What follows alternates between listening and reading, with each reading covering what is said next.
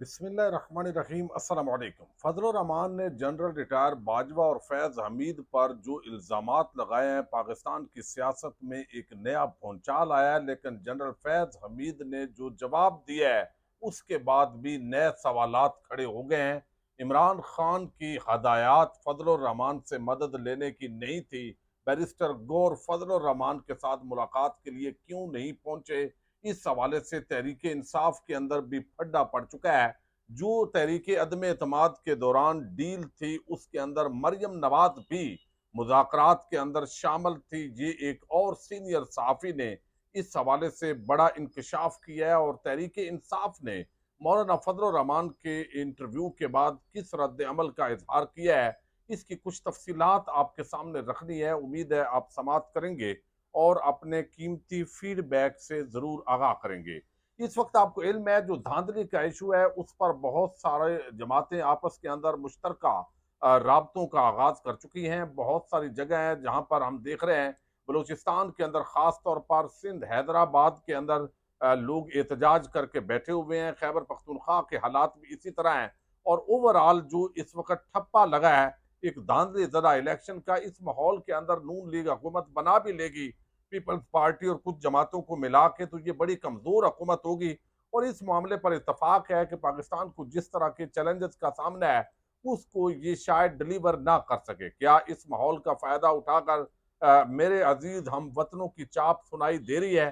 तो इस पर भी यकीनन हालात वाकयात जो है वो बता रहे हैं कि इसके भी खतरात बढ़ रहे हैं, क्योंकि फौरी तौर पर दोबारा जो इलेक्शन है वो करवाना मुश्किल होगा। और जो हालात बनते जा रहे हैं, इमरान खान चूंकि मानने के लिए तैयार नहीं है। अगरचे जो अली अमीन गंडापुर हैं, उन्होंने एक इंटरव्यू दिया है जिसके अंदर उन्होंने बताया है कि वो ताकतवर हलकों के साथ यकीनन उनको मुतमईन करेंगे कि हम किसी तरह का टकराव नहीं चाहते, बल्कि सूबे की बेहतरी के लिए सेहत कार्ड की बहाली करेंगे, पनाहगाहें शुरू करेंगे, दोबारा जो गरीब लोगों के हकूक हैं उनके लिए हम भरपूर तरीके से एक फलाई सूबा बनाने की कोशिश करेंगे खैबर पख्तूनख्वा को। लेकिन बहरहाल एक तरफ एस्टेब्लिशमेंट और दूसरी तरफ पाकिस्तान की अवाम, यानी उनका जो मैंडेट है वो खड़ा है। फजल रहमान इस पूरी सूरत हाल के अंदर खफा है। मामला बगैर वही है कि जो डकैती डाली गई है, तो डाकू जो है वो ईमानदार नहीं निकले और उन्होंने बराबर हिस्सा तकसीम नहीं किया। उधर MQM को ज्यादा दे दिया, तो फजल रहमान साहब को क्यों छोड़ा दिया? लेकिन जो उन्होंने इंटरव्यू दिया है, उसने जिस तरह का भूचाल बपा किया है, वो सूरत हाल तो अपनी जगह है।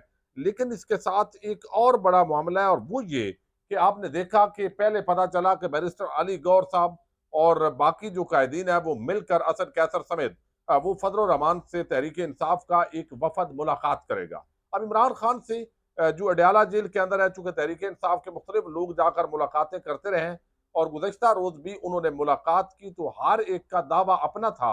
और उन्होंने कहा जो लोग गए हैं, बैरिस्टर अली गौर नहीं गए, और उनका कहना यह है डॉन न्यूज के मुताबिक कि इमरान खान ने पीपल्स पार्टी, फजल रहमान, नून लीग, MQM इन जमातों से मना किया है। जबकि असद कैसर और कुछ दीगर जो सियासी रहनुमा है, उनका यह नुकता नजर है कि फजल रहमान उस लिस्ट के अंदर शामिल नहीं है। अब ये इख्तलाफ था जिसकी वजह से बैरिस्टर अली गौर जो है वो इस मीटिंग के अंदर नहीं गए और इस मामले पर वो खफा नजर आते हैं।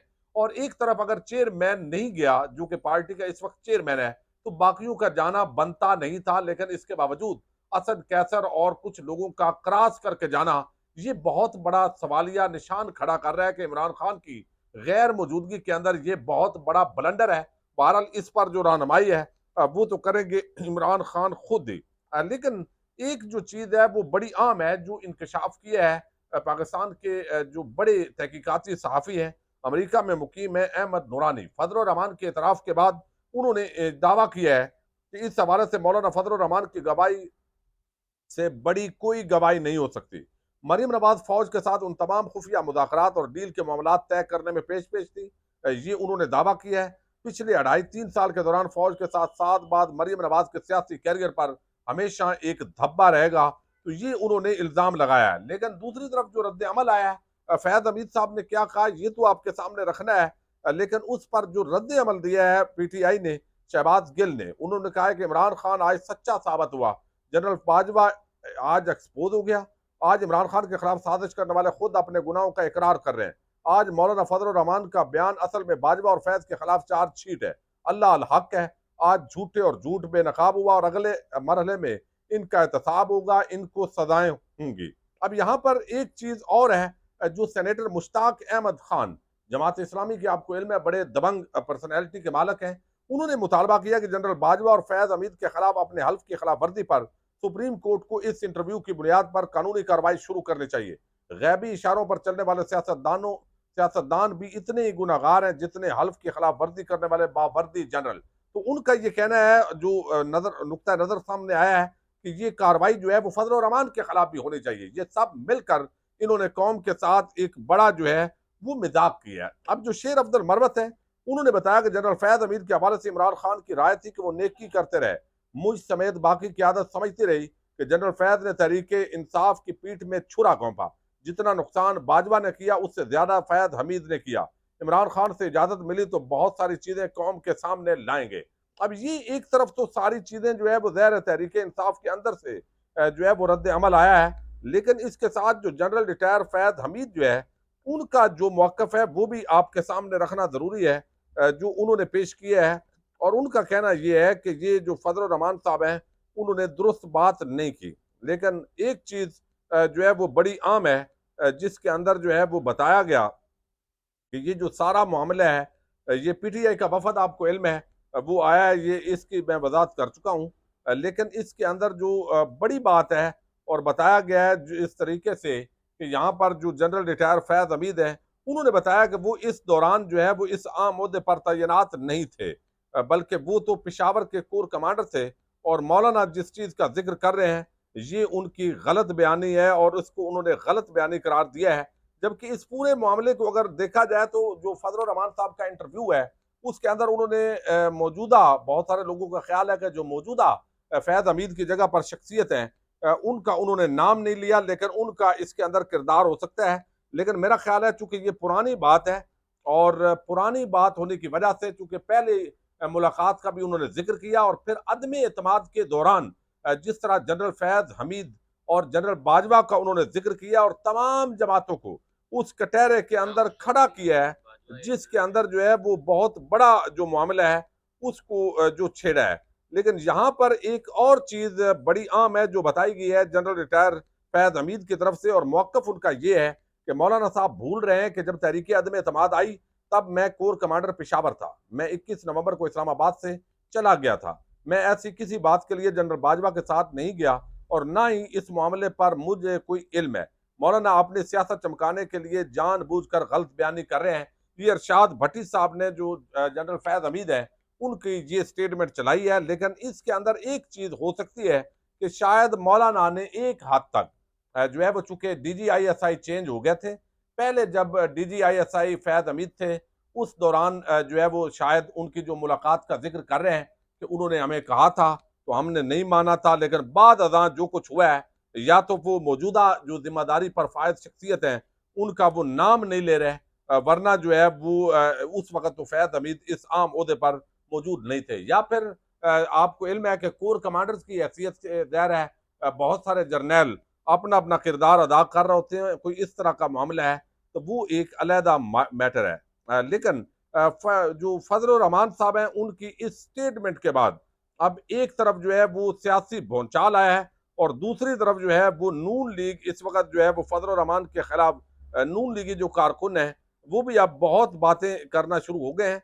और अब इस मामले के अंदर जो है वो अरशद शरीफ का अब वो कौन था, ये जुमला बड़ा हिट हुआ है। फिर एक और जो जनरल बाजवा के हवाले से एक ट्रेंड था वो भी सोशल मीडिया पर बहुत ज्यादा गर्दिश करना शुरू हो गया है। और इस पूरे मामले के अंदर जो आज ख्वाजा आसिफ जो है उन्होंने जो एक बड़े भोंडे किस्म का भाषण दिया है और वो कहते हैं हम सियासतदान अपनी साख और एतबार खुद गंवाते हैं। शदीद नजरियाती इख्तलाफ और मुख्तलिफ औकात ये एक दूसरे के मतलब करप्शन और मजहबी नोयत और तौहीन में जाती इल्जाम लगाने से गुरेज नहीं करते। सोशल मीडिया पे तहजीब के तमाम हदूद क्रॉस की जाती हैं, मगर जब मफादात की बात आती है तो घी शक्कर हो जाते हैं। इस वक्त तमाम सियासी बरादरी धांधली का इल्जाम और एक दूसरे पर धांधली का बेनिफिशरी होने का ताना दिया जा रहा है और एक साथ मुश्तरका एहतजाज और हुकूमत साजी की बातें भी हो रही हैं। इन हालात में अवाम जो हम सब को देख रही है अगर इखलाकी और मशरती पस्ती का कल्चर अपना ले तो इसका जिम्मेदार कौन होगा? हमारी अवलीन जिम्मेदारी रोल मॉडल बनकर अवाम की आला अखलाकी तरबियत है। हम अपने अमाल से उनकी अखलाकी गिरावट का इंतजाम कर रहे हैं। तो ये इतना अच्छा भाषण दिया है, बातें ठीक की है ख्वाजा आसिफ ने, लेकिन एक ऐसा ख्वाजा आसिफ जो रेहाना डार का वादे तौर पर 50,000 के मैंडेट के साथ जो बाकायदा तौर पर एक लीड के साथ जीती हुई खातून है, उनकी सीट गसब करने के बाद मेरा ख्याल है कोई शर्म होती है, कोई हया होती है, कोई ग्रेस होती है, और फिर आप कहते हैं चलें जी अब चलते हैं मिल के, तो ये बात जो है वो मानने वाली नहीं है। तो बात ही पलट रही है और इमरान खान का पलड़ा और अवाम का पलड़ा भारी हो रहा है। लेकिन इसके साथ ही जो मेरे अजीज हम वतनों है उसकी चाप ज्यादा सुनाई दे रही है, चूंकि हालात 1977 से मिलते जुलते हैं। अगरचे उस वक्त जो है मिलिट्री जो एस्टेब्लिशमेंट है वो अपोजिशन के साथ थी, आज वो हुकूमती पार्टियों के साथ है। निगरान हुकूमत, इलेक्शन कमीशन, एस्टेब्लिशमेंट, नून लीग और पीपल्स पार्टी जो एक तरफ है और बाकी सब दूसरी तरफ सरापा एहतजाज नजर आ रहे हैं। पाकिस्तान का अल्लाह ताला जो है वो हामी और नासर हो, आप सब का हामी और नासर हो। पाकिस्तान जिंदाबाद, पाक फौज पाइंदाबाद।